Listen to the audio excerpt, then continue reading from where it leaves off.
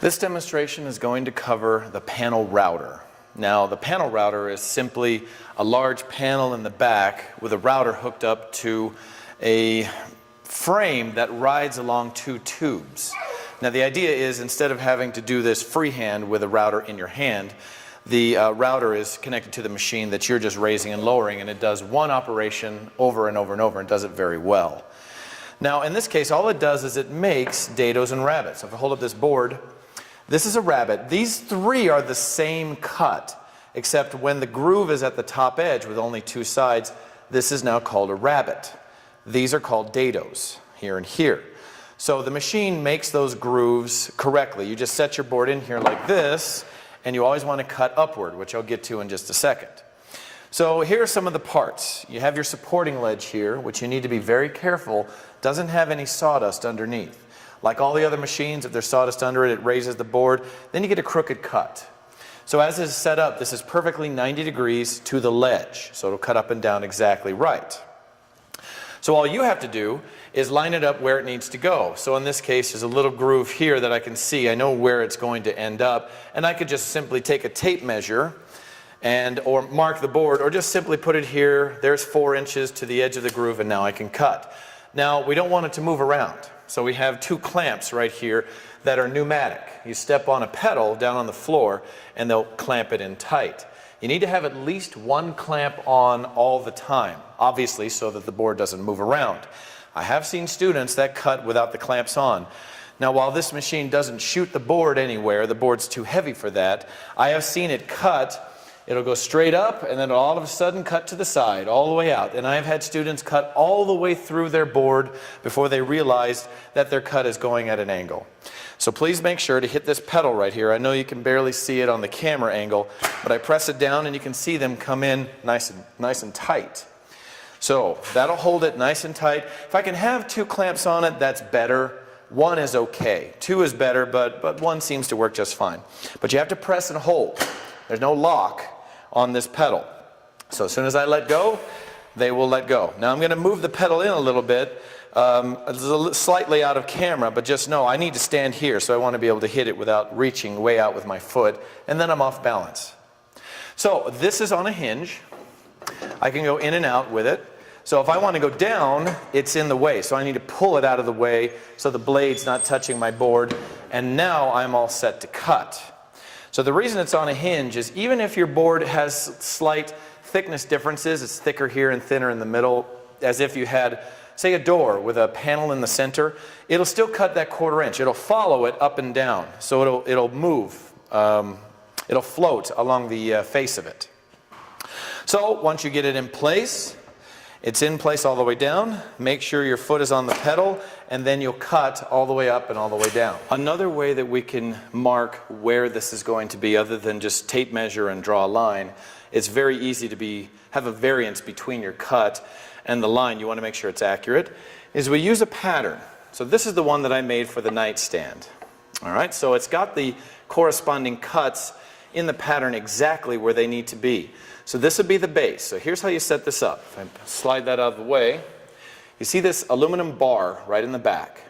That bar lines up with each of the cuts that I have. So there's one, and I just simply slide it on top of the bar. Now it doesn't move. And I take my piece, slide it all the way down, and that is my cut. I don't even need to measure from here to here. I know that from here to the top of that is 4 inches exactly. That's what I want. Now I can clamp down with the pedal and then cut upwards. Now remember, you always want to cut up.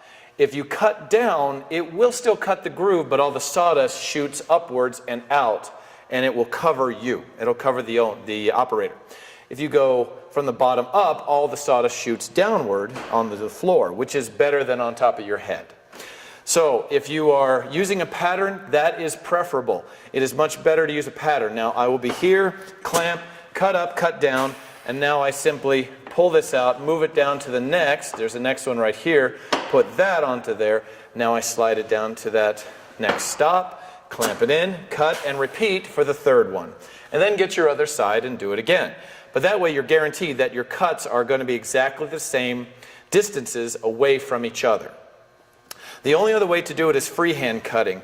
And if you're going to freehand cut, let's say I'm going to use a marker this time just so it's easier to see on the camera. I want my 4 inches, so I can mark right here. You will normally use a pencil. You need something that draws a finer line than that. There's a 1/16 of an inch of variance there. But for the camera, it's nice and dark. Now, what does that line mean? Does that mean the line goes here on this side of the cut, or does it go down there, or is it in the middle? You need to know what that means. Now, that one is the top. So I need to mark 3/4 of an inch right here. So that is exactly the distance of my cutter. The router bit is 3/4 of an inch, and I know that has to go away. So when I freehand cut, make sure to mark evenly on both sides. This is a left, the other would be a right, and put it exactly in the middle of this existing cut there. Now I lock it down and I can cut. You'll get the same result, but it does take a little bit longer to do the measurements without using the pattern that I have set up for you. Now, if you're doing a short nightstand, I have this one. If you're doing a tall nightstand, there's another cut. I have a longer piece. It adds another 6 inches onto here with another dado. Now that we have everything marked and set, now we're ready to cut. So this is now in place, and the router you always want at the base, so I pull it out, put it all the way down, clamp it in, put on your safety glasses. The on and off switch is right here. Now this switch tends to be a little bit sticky. I'll turn it on, it'll shut itself off. Okay, there you go, press it hard, all the way up. And then all the way down.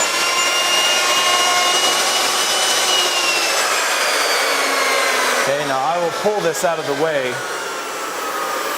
Normally when you're done with your cut, you don't need to pull it out of the way and move it. You can just simply move the pattern and the board with the router already down. Even if it's running, that's fine because it's down here. It's not actually touching your board.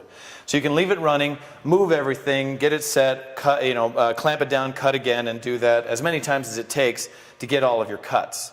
Now the reason the bungee cords are on there, the spring that's supposed to hold this down to give you your 1/4 inch depth, the deepness of the cut, it's kind of worn out over the years. So I simply bungee cord it on and it stays down. So it is set to take 1/4 of an inch out. That's your depth, 3/4 of an inch wide, and that's your width. Now I could change the bit, but it's almost everything that we do is 3/4 of an inch thick anyway. So now I will move it down and cut again as many times as it takes. Now if you cut way too slow, you may have noticed I had both hands on. If you go way too slow, the bit could start to burn your wood. Sometimes it just means the bit is dull. You just need to let me know and I will check it out, get it sharpened or changed out if needed. But you always want to raise it with 2 hands. If I only use one, it'll tilt just a little and it won't quite be right. It's also harder to lift if you're tilting because the whole thing wants to shift and you get some rubbing on the pipes. Now another kind of dado that you can do, it's called a stop dado. Let's say for whatever reason you're doing a stop dado. I want the dado to stop here. All right, so I've measured down to however far I want it to be, and I know it's hard to see on the video, but there's just a line. I simply take the machine with it turned off, and I can eyeball it right there. And I can see through the opening here, that's where I want it to stop. Then all I have to do is put something here to keep it from moving. Now it's right here up above. You just unscrew it, and it slides down. And now I tighten it back up again. Now I have a stop set. This is called a stop. Now I pull it out, pull it back down, and now, as I cut, clamp it on.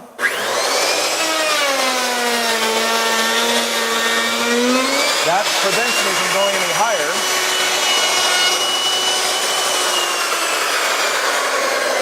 Now I end up with a perfect stop dado exactly where that line was. That's where I wanted it to be done.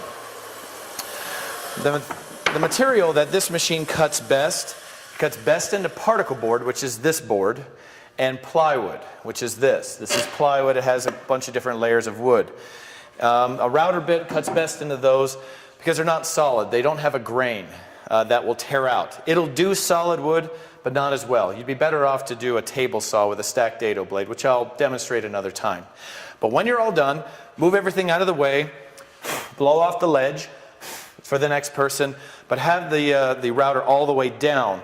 I don't want it up here, if I can move the stop really quick, where somebody will walk up and have the desire to cut downward. that puts all the sawdust up in the air like I mentioned before, and it'll completely cover my head. So when you're all done, have it down at the base, clean off the ledge and walk away, and it'll give you great cuts every single time.